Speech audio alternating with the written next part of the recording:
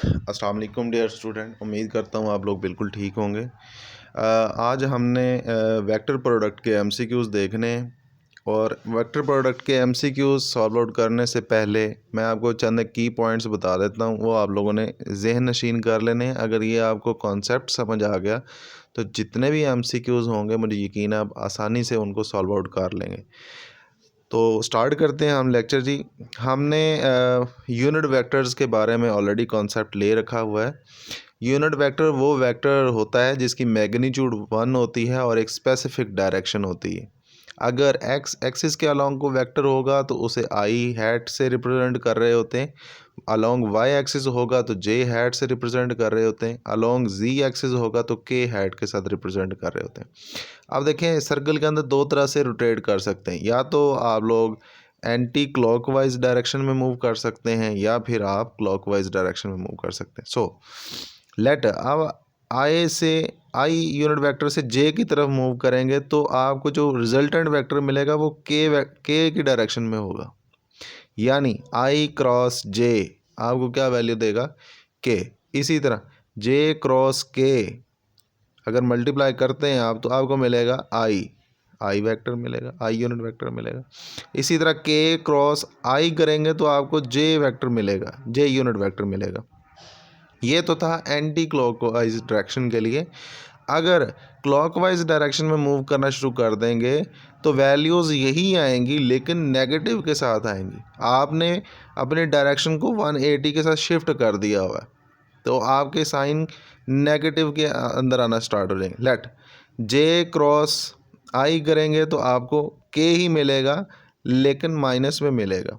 इसी तरह के क्रॉस जे करेंगे तो माइनस आई, और अगर जे क्रॉस आई करेंगे तो के मिलेगा, और आई क्रॉस के करेंगे तो जे मिलेगा। ये अपोजिट डायरेक्शन में जा रहा हूँ। इसकी बात ये क्लॉकवाइज के लिए, जे क्रॉस आई तो मिलेगा के ही बट माइनस में मिलेगा। इसी तरह आई क्रॉस के करेंगे तो मिलेगा आपको जे लेकिन माइनस में मिलेगा। और इसी तरह के क्रॉस जे करेंगे तो आई यूनिट वेक्टर मिलेगा लेकिन माइनस में मिलेगा। ये एक अच्छा सा कॉन्सेप्ट था, मैंने आपको समझाने की कोशिश की। नाउ स्केलर प्रोडक्ट तो मैक्सिमम होती थी 0 डिग्री के ऊपर।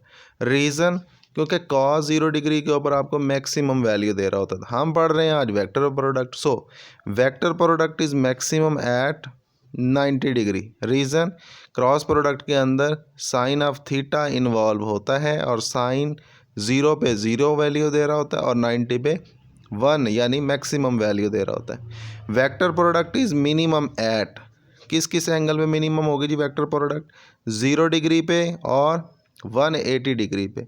और self cross product is a null vector, मिलेगा तो आपको नल वेक्टर यानी ऐसा वेक्टर जिसकी मैग्नीट्यूड कितनी होगी जी? 0 होगी और आर्बिट्रेरी डायरेक्शन होगी। अच्छा जी, ये हमने बातें समझ ली। अब यहाँ पे कुछ की पॉइंट्स हैं, इनको भी समझने की कोशिश करते हैं। अगर कोई वेक्टर पॉइंट कर रहा हो अलोंग एक्स एक्सिस तो वो वाई जी प्लेन में होगा।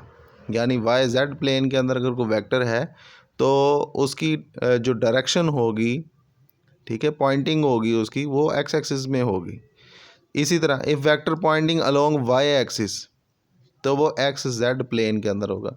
If a point vector pointing along Z axis then it will be in a X Y plane. ठीक है, ये बातें आप जहन में रखिएगा। अब हम लोग जो है ना एमसीक्यूज़ को सॉल्व आउट करना स्टार्ट कर देते हैं। फर्स्ट ऑफ ऑल आपका पहला जो एमसीक्यूज़ है आपसे वो पूछ रहा है कि both the dot product and cross product of two vectors A and B is zero. अब देखें, ए डॉट बी यानी डॉट प्रोडक्ट ज़ीरो होती है 90 डिग्री पे, और वेक्टर प्रोडक्ट यानी क्रॉस प्रोडक्ट मैक्सिमम होती है 90 पे। दोनों एक दूसरे के अपोजिट हो गए। तो ये वाले पैरेलल, एंटी पैरेलल या फिर परपेंडिकुलर, इसके ऊपर तो कोई भी दोनों ही ज़ीरो नहीं हो सकती। तो either the vector is zero, dealt option इसका ठीक है। अब ये देखें, द क्रॉस प्रोडक्ट ऑफ के and J, cross product of के एंड जे बतानी है। क्रॉस प्रोडक्ट ऑफ के एंड जे तो आप इसको बताएं जी किसके अकॉर्डिंग किसके इक्वल होगी। तो क्रॉस प्रोडक्ट अगर एंटी क्लॉकवाइज मूव करें तो हम बता देते के क्रॉस जे किसके इक्वल आएगा जी, के क्रॉस जे। तो ये देखिए इस तरह मूव करेंगे, अगर पहले जे होता फिर के होता तो इसका मतलब आप एंटी क्लॉकवाइज मूव कर रहे। अब वो कह रहे हैं के से जे की तरफ जाना है, तो के क्रॉस जे करेंगे तो आएगा आई, लेकिन किस में आएगा, माइनस में। तो इसका डेल्टा ऑप्शन ठीक है। अच्छा ये बात समझ आ गई। Now the vector product A cross ए, देखिए मैंने आपको बताया था कि सेल्फ क्रॉस प्रोडक्ट क्या होती है, हमारे पास ज़ीरो वेक्टर मिलता है। सेल्फ क्रॉस प्रोडक्ट क्या होती है, नल वेक्टर मिलता है हमको। तो ये देखें ये ज़ीरो है, ये वाला ऑप्शन गलत होगा क्योंकि ज़ीरो जो है वो स्केलर क्वांटिटी है। हमने कहा कि नल वेक्टर मिलेगा, तो ज़ीरो के ऊपर वेक्टर का सिंबल लगा हुआ है, तो ये नल वेक्टर, अल्फा ऑप्शन ठीक है।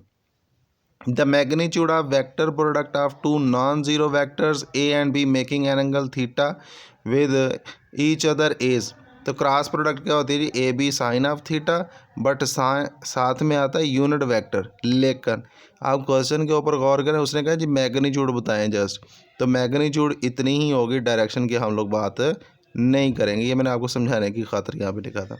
The magnitude of dot and cross product of two vectors are 6 into 3 under root and 6 respectively, the angle between them, उनके दरमियान एंगल बताना है। देखें जी वो कह रहा है कि क्रॉस प्रोडक्ट की वैल्यू क्या आ रही है आपके पास, क्रॉस प्रोडक्ट की वैल्यू हमारे पास जो आ रही है वो है 6, और डॉट प्रोडक्ट की वैल्यू 6 into 3 अंडर रूट। दो इक्वेशंस बन गई हैं। अगर बाय डिवाइडिंग कर दें हम लोग A B sine of theta over A B cos of theta, 6 over 6 into 3 under root, तो 6 से 6 कैंसिल हो गया, ए बी से ए बी कैंसिल हो गया। साइन ओवर काज क्या होता है जी, tan ऑफ थीटा होता है, is equal to 1/3 under root. tan इधर मल्टीप्लाई हो रहा है, इस तरफ आके इक्वलिटी के इन्वर्स हो जाएगा, तो ये बन गया tan इन्वर्स 1/3 अंडर रूट। तो अगर इसको मज़ीद बनाएंगे, कैलकुलेटर पे कैलकुलेट करें, तो theta is equal to 30 degree answer आ जाएगा। तो ऑप्शन जो ठीक है यहाँ पे वो 30 डिग्री वाला है। अब ये वाला MCQ ज़रा देखिएगा, बड़ा ही ज़बरदस्त MCQ है। जे क्रॉस के किसके इक्वल होगा जी, जे क्रॉस के, जे क्रॉस के आपको वैल्यू देगा आई, और बाकी बाद में क्या रहेगा आई डॉट आई। ये क्वेश्चन मैंने यहाँ पे लिखा है समझाने की खातिर। आई डॉट जे क्रॉस के, जे क्रॉस के क्या होता है आई, आई डॉट आई करेंगे तो क्या होगा 1, डॉट प्रोडक्ट क्या होती है, मैक्सिमम होती है, तो इसका 1 ऑप्शन जो है वो ठीक होगा। The magnitude of dot and cross product of two vectors are equal when angle between the, यहाँ पे क्वेश्चन पे गौर करें जरा, magnitude of dot and cross product किस एंगल पे इक्वल होगी, तो देखिए 45 डिग्री के ऊपर आप कहेंगे कि जी इक्वल होगी हमारे पास। देन है जी the cross product of two of vector A with itself, the cross product of vector with itself, तो मैंने आपको ये बताया था कि सेल्फ क्रॉस प्रोडक्ट क्या होती है, हमारे पास नल वेक्टर मिलेगा। आपको क्या मिलेगा जी, नल वेक्टर। तो इधर देखते हैं इसका कौन सा ऑप्शन ठीक है। हमने इसका आंसर ऑलरेडी ढूंढ लिया हुआ है कि नल वेक्टर मिलेगा, तो ज़ीरो लिखा हुआ है, ज़ीरो नहीं आना चाहिए। अच्छा जस्ट उसने मैग्नीट्यूड पूछी हुई है, तो मैग्नीट्यूड ज़ीरो होगी। और नल वेक्टर क्या होता है, बेसिकली ऐसे वेक्टर जिसकी मैग्नीट्यूड ज़ीरो हो। The area of parallelogram, area of parallelogram आपको बेटे क्रॉस प्रोडक्ट में मिलता है, और क्रॉस प्रोडक्ट को A B sine of theta से रिप्रेजेंट करते हैं। A cross B is equal to zero, यानी कि ज़ीरो यानी null vector. The angle between the vector, जो देखें मैंने आपको बताया था 0 डिग्री पे 180 डिग्री पे, 0 डिग्री पे और 180 डिग्री के ऊपर आपको वेक्टर प्रोडक्ट मिनिमम यानी 0 मिल रही होगी magnitude. A B sine of theta N unit vector multiply by A B sine of theta N unit vector. तो देखें अभी भी ये सेल्फ क्रॉस प्रोडक्ट किया है, तो आपको नल वेक्टर ही मिलेगा। अब देखें यहाँ पर लिखा हुआ है जे क्रॉस आई, जे क्रॉस आई, तो जे क्रॉस आई किसके इक्वल होता है जी, माइनस के इक्वल होता है। जे क्रॉस आई किसके इक्वल होता है जी, माइनस के। तो यहाँ पे देखें आंसर कहाँ पे है, ये वाला ऑप्शन ठीक है। देन है जी the magnitude of I cross J, I cross J I cross J किसके इक्वल है जी, के इक्वल है। ये देखें मैंने आपको स्टार्ट में की पॉइंट बता दिए थे, मेरा काम ही आपको सिर्फ ये है कि आपको कॉन्सेप्ट देना, की पॉइंट आपने अपने माइंड में रख लेने, क्वेश्चन जैसा भी आए आप इजीली सॉल्व आउट कर सकते हैं उसको। The magnitude of I cross J हमने ये बता दिया, आई क्रॉस जे किसके इक्वल होता है जी, के इक्वल होता है। अब ये देखें आई क्रॉस जे मल्टीप्लाई क्रॉस के, तो ये देखें इसका आंसर आई क्रॉस जे करेंगे तो आपको के मिलेगा, के क्रॉस के ज़ीरो हो जाएगा, ज़ीरो वेक्टर मिलेगा आपको, नल वेक्टर मिलेगा। और इसी तरह ये भी, तो इसका आपको ओवरऑल जो मैग्नीट्यूड मिल रहा होगा वो 0 डिग्री 0 मिल रहा होगा। The cross product of J cross के आई आपको मिलेगा, दोबारा रिपीट हो गया ये वाला एमसीक्यू, ठीक है इसका option. 3 vectors A B C satisfied the relation A dot B A dot C, देखें दो वेक्टर ए बी और ए सी, इनकी डॉट प्रोडक्ट एक दूसरे के लिए पैरेलल है, ठीक। देन बी डॉट सी के लिए ये क्या होगा, तो इसका ऑप्शन जो बेसिकली ये कॉन्सेप्ट बी एस सी का, आप बी क्रॉस सी को याद रखिएगा, बी क्रॉस सी इसका ऑप्शन ठीक है। Magnitude of unit vector I cross J बेटे किसके इक्वल होता है, आई क्रॉस जे के इक्वल होता है। कितनी दफ़ा रिपीट हो गया, इमेजिन कर लें कि कितना इंपॉर्टेंट है। If cross product of two vector A cross B pointing along Z axis, मैंने आपको बताया था अगर जेड एक्सिस में होगा तो वो एक्स वाई प्लेन के अंदर होगा। ये देखें की पॉइंट है, वेक्टर पॉइंट कर रहा है किस में, जी एक्सिस में, तो वो होगा एक्स वाई प्लेन के अंदर। देन है जी हमारे पास if the magnitude of scalar and vector product of two vectors 2 into 3 square root then है and 2 respectively the angle between vectors, आपने एंगल बताना है। तो ये देखें मैंने पहले ही लिखा हुआ है यहाँ पे, सॉल्व आउट करके रखा हुआ है ताकि आपका टाइम ना ज़ाया हो। हमने उसने कहा था कि क्रॉस प्रोडक्ट की वैल्यू इसके इक्वल आती है मैग्नीट्यूड, और डॉट प्रोडक्ट की वैल्यू है, क्वेश्चन 1 को 2 पे डिवाइड करते हैं आप, A B sine of theta over A B cos of theta is equal 2/2 into 300, 2 से 2 कैंसिल हो जाएगा, ए बी से ए बी कैंसिल हो जाएगा, sine over cos tan of theta होता है 1/3 अंडर रूट बन गया, थीटा इधर ही रह जाएगा, tan इधर आके इन्वर्स हो गया, तो आप कैलकुलेट करेंगे तो ये आंसर आ रहा होगा। ये वाला एमसीक्यूज भी हमने सॉल्व आउट कर लिया हुआ है। Now if A cross B is along Y axis, अगर वाई में है तो बाकी क्या रह गया एक्स और जेड, तो एक्स जेड प्लेन के अंदर होगा। ये मैंने आपको की पॉइंट बता दिए थे, आप उसको ना वीडियो को वहाँ पे पॉज करके वहाँ पे स्क्रीनशॉट ले लीजिएगा और उसको याद रखिएगा। इन unit vectors I cross J K मिलेगा, K cross K null vector मिलेगा।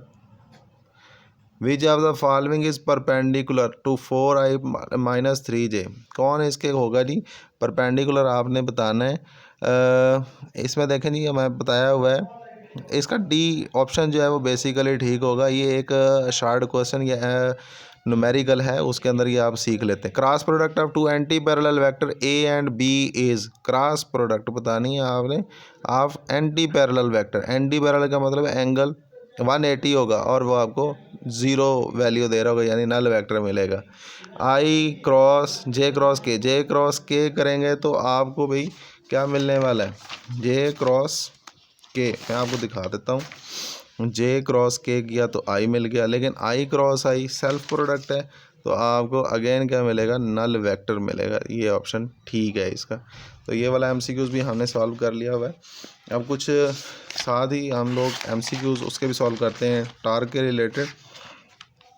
Torque acting on a body determined, torque जो है वो आपको एंगुलर एक्सेलरेशन के बारे में बताता है। The direction of torque can be found by right hand rule आप लोग फाइंड कर रहे होते हैं, ठीक है जी। I is equal to R cross F, it has maximum value. देखेंगे ये है क्या, क्रॉस प्रोडक्ट है, और क्रॉस प्रोडक्ट किस एंगल पे मैक्सिमम वैल्यू देती है, 90 डिग्री पे वैल्यू मैक्सिमम दे रही है, तो इसका ए ऑप्शन ठीक है। If the position vector R and F are in some direction, some नहीं same direction, then torque will be, same direction में होगा तो पैरेलल हो गया, और साइन क्रॉस प्रोडक्ट है ना 0 डिग्री बन गया पैरेलल के लिए, आर और एफ दोनों ही गए हैं सेम डायरेक्शन में, पैरेलल हो गए, पैरेलल के ऊपर एंगल 0 डिग्री बन गया और क्रॉस प्रोडक्ट 0 डिग्री के ऊपर ज़ीरो वैल्यू देगी आपको। If a body is at rest or rotating with uniform angular velocity, then torque will be, अगर वो बॉडी यूनिफॉर्म स्पीड के साथ मूव कर रही है तो उसका टार्क कितना होगा, ज़ीरो।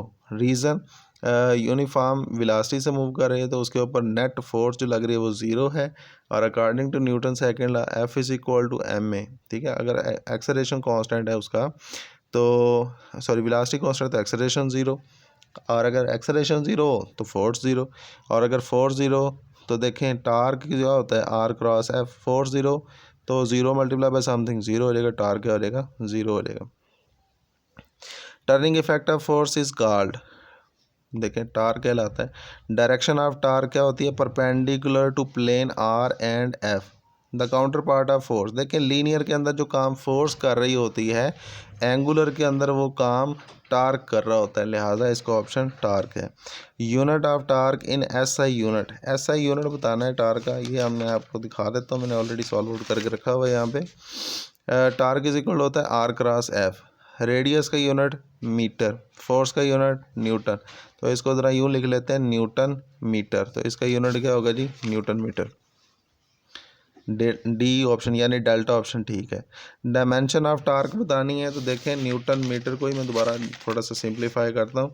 न्यूटन खुद किसके इक्वल होता है जी, केजी मीटर पर सेकेंड स्क्वायर, मीटर साथ वैसे आ गया, meter multiply by meter, meter square हो गया, पर सेकेंड स्क्वायर हो गया। केजी मैस है, मैस की dimension M, meter is a length, length की डायमेंशन एल, स्क्वायर है तो स्क्वायर लग गया। सेकेंड की dimension, second is a time, time की डायमेंशन टी और माइनस पावर टू है तो ये हमने लिख लिया, M L square T minus two, M L square T minus two, delta option इसका ठीक है। देना जी, if radius is 5 metre and force is 4 newton are along same direction, आप इन वैल्यूज़ मैग्नीट्यूड पे तो गौर रखें बट इसकी डायरेक्शन पे भी गौर रखें, सेम डायरेक्शन है तो 0 डिग्री हो गया, 0 डिग्री है तो क्रॉस प्रोडक्ट 0 डिग्री पे 0 वैल्यू आपको देगी, तो ये डेल्टा ऑप्शन इसका ठीक है। इज़ नॉट स्केलर, इनमें से स्केलर जो नहीं है वो बतानी है, वर्क स्केलर है, पावर भी स्केलर है, देन वेवलेंथ भी स्केलर है, और टॉर्क जो है वो वेक्टर है। लास्ट है जी, हमने ये बताना है कि बॉडी कब जो है ना न्यूटन सॉरी इक्विलिब्रियम की फर्स्ट कंडीशन कौन सी है, सेकंड कंडीशन कौन सी है, और ये बताना है कि एक बॉडी कब कंप्लीट इक्विलिब्रियम में होगी। The first condition of equilibrium implies that, कब इम्प्लाई हो रही होगी, जब सम ऑफ फोर्सेस जो है वो ज़ीरो हो। A body is in static equilibrium, stat का मतलब एट रेस्ट है, अगर कोई बॉडी रेस्ट में है तो उसके ऊपर लगने वाली फोर्सेस ज़ीरो होंगी, तो एट रेस्ट होना उसका ज़रूरी है, या तो एट रेस्ट हो या मूविंग विद यूनिफॉर्म वेलोसिटी होगा। तो वेरिएबल वेलोसिटी है, मूविंग विद यूनिफॉर्म वेलोसिटी भी लिखा हुआ है, लेकिन ऑप्शन तो इनके इसको दोनों ही बनते हैं, लेकिन अगर सही से कहना चाहें तो एट रेस्ट, क्योंकि सम ऑफ ऑल फोर्सेस ज़ीरो होगा तो बॉडी रेस्ट में ही होगी।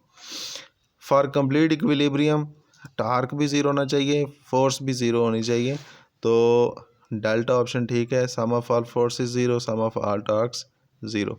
सो इस तरह से हमारा ये चैप्टर कंप्लीट हो जाता है। नेक्स्ट हम चैप्टर नंबर 3 के MCQs को डिस्कस करेंगे।